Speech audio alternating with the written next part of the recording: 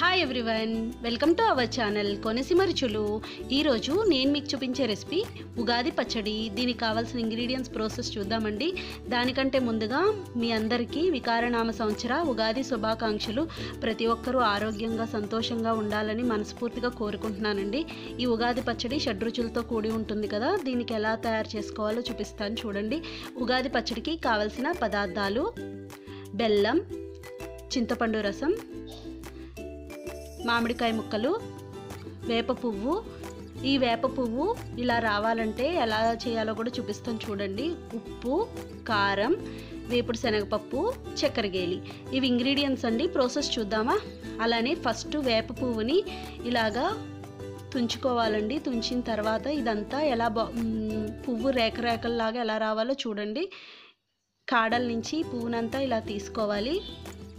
ఇలా తీసుకున్న తర్వాత చేతుల్లోకి తీసి ఇలాగా నలుపుతూ ఉంటే అది మనకి రాలుతుందండి. తర్వాత కాడలు ఉంటాయి కదా, కాడలు తీసేసి ఇలా చెరుగుతూ ఉంటే మనకి చూడండి చక్కగా ఈ రేఖలు అనేది మిగులుతాయి అన్నమాట. ఇలా అయితే పిల్లలు కూడా తీయడానికి ఉండదండి, చక్కగా అందరూ తినచ్చు కదా. పైన పువ్వు తగులుతూ ఉంటే వాళ్ళు తీసేస్తారు. ఇలా అయితే చక్కగా కలిసిపోతుంది, బాగుంటుంది కూడా మనకి. చక్కగా కలిసిపోయి ఎవరు పాడేయడానికి కూడా ఉండదు.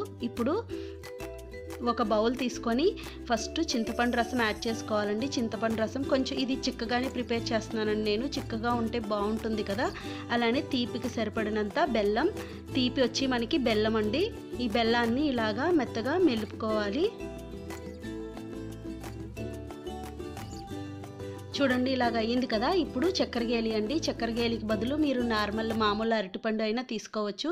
మా సైడు ఖచ్చితంగా అరటిపండు యూజ్ చేస్తారనమాట, అందుకని నేను అరటిపండు కూడా చూపించానండి. మీకు వద్దు అంటే మానేయచ్చు. ఇప్పుడు మనకి కారం అన్నమాట. ఉప్పు కొంచెం యాడ్ చేసుకోవాలండి. వగరు, లేత మామిడికాయ. ఈ మామిడికాయ ముక్కలను కూడా యాడ్ చేసి బాగా మిక్స్ చేసుకోవాలి.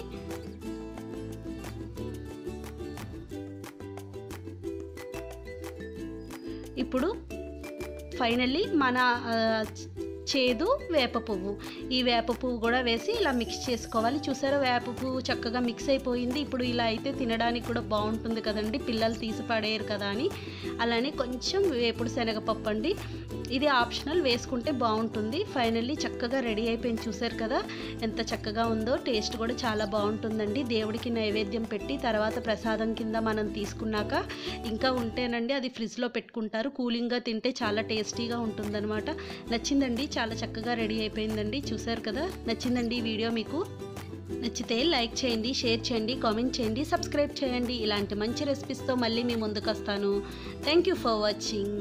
బాయ్.